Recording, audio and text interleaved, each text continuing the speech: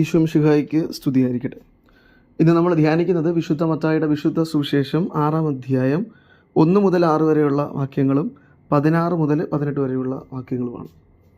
യഹൂദർ കാരുണ്യ പ്രവൃത്തികളായി വിശ്വസിച്ചിരുന്ന, അനുഷ്ഠിച്ചിരുന്ന ഉപവാസം, പ്രാർത്ഥന, ദാനധർമ്മം, ഈ 3 കാര്യങ്ങൾക്ക് പുതിയ മാനം നൽകിക്കൊണ്ട് യേശുനാഥൻ തൻ്റെ ശിഷ്യന്മാരെ പഠിപ്പിക്കുകയാണ്.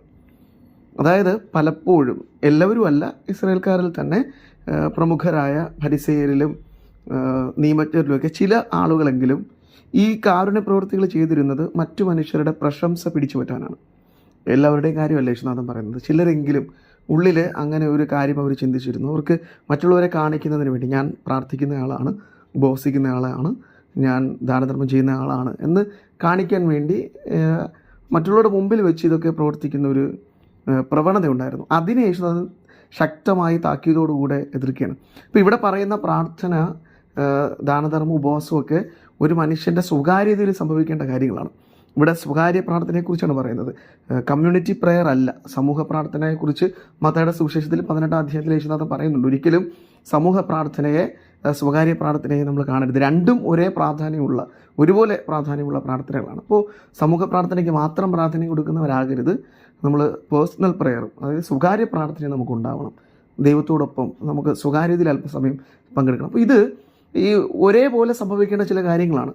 കാരണം ആദ്യത്തേതിൽ പ്രാർത്ഥന, ഞാൻ കഥകടച്ച് എൻ്റെ ദൈവത്തോടൊപ്പം ആയിരിക്കുമ്പോൾ ദൈവത്തോട് ഞാൻ സംസാരിക്കുകയാണ്, എൻ്റെ പിതാവായ ദൈവത്തോട്, മറ്റാരോടും അല്ല. യേശുനാഥൻ പഠിപ്പിച്ചതനുസരിച്ച്. കാരണം പ്രാർത്ഥന കുറിച്ച് പഠിപ്പിച്ച് കഴിഞ്ഞ് 7-ാം വാക്യം മുതൽ സ്വർഗസ്ഥനായ ഞങ്ങളുടെ പിതാവേ എന്ന വളരെ മനോഹരമായ പ്രാർത്ഥന യേശുനാഥൻ പഠിപ്പിക്കുന്നുണ്ട്. അപ്പോൾ അപ്പനായ ദൈവത്തോടുള്ള പ്രാർത്ഥനയാണത്. അപ്പോൾ അങ്ങനെ എൻ്റെ ദൈവത്തോട് ഞാൻ പ്രാർത്ഥിക്കുമ്പോൾ എനിക്ക് തിരിച്ചറിവുണ്ടാവും. എന്താണ് എനിക്കുണ്ടാകുന്ന തിരിച്ചറിവ്? എൻ്റെ ജീവിതം, അത് ഞാൻ ജീവിക്കുന്ന രീതി മാറ്റപ്പെടേണ്ടതാണെങ്കിൽ, അല്ലെങ്കിൽ മാറ്റം വരുത്തേണ്ടതാണെങ്കിൽ ഞാൻ അതിന് ചില മാറ്റങ്ങൾ വരുത്തേണ്ടതുണ്ട്. അതിന് എന്നെ സഹായിക്കുന്ന ഒരു പുണ്യമാണ് ഈ ഉപവാസം എന്ന് പറയുന്നത്.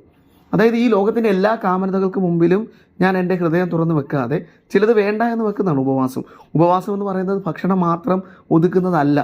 എൻ്റെ ജീവിതത്തിലേക്ക് ശരിയായതല്ലാത്തതെല്ലാം ഞാൻ മാറ്റി വെക്കുന്നത് കൂടെ ഉപവാസമാണ്. ഉപവാസത്തിൻ്റെ അർത്ഥം തന്നെ ദൈവത്തോടായിരിക്കുക എന്നാണ്.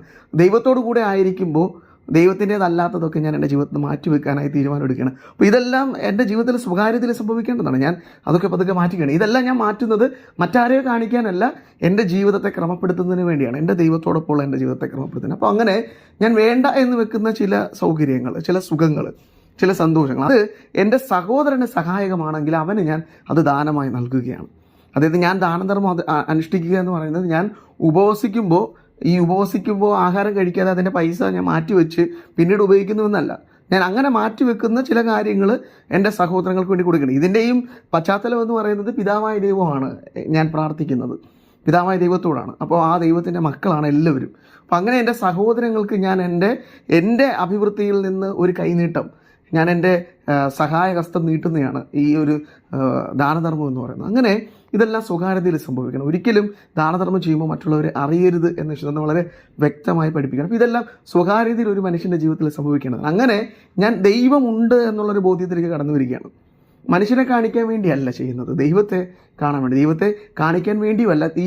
ഇങ്ങനെ കാര്യങ്ങൾ ചെയ്യുമ്പോൾ, സ്വകാര്യത്തിൽ കാര്യങ്ങൾ ചെയ്യുമ്പോൾ നമുക്കുണ്ടാകുന്ന ദൈവാവബോധമാണ്. ദൈവം എല്ലാവിടെ ഉണ്ട്. പ്രസൻസ് ഓഫ് ഗോഡ് ഞാൻ മനസ്സിലാക്കാൻ തുടങ്ങും പതുക്കെ പതുക്കെ.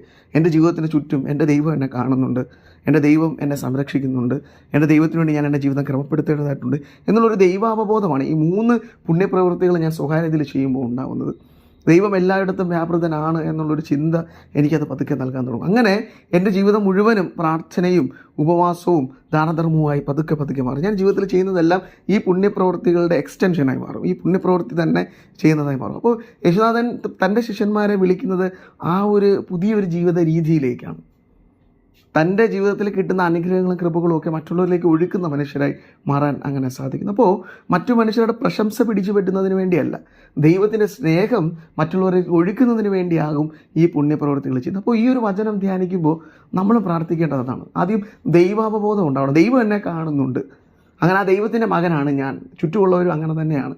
അങ്ങനെയെങ്കിൽ എൻ്റെ ജീവിതത്തെ ഞാൻ ക്രമപ്പെടുത്തുകയും മറ്റുള്ളവരെ ആ സഹായം ഞാൻ മറ്റുള്ളവർക്ക് നൽകുകയും ചെയ്യണം.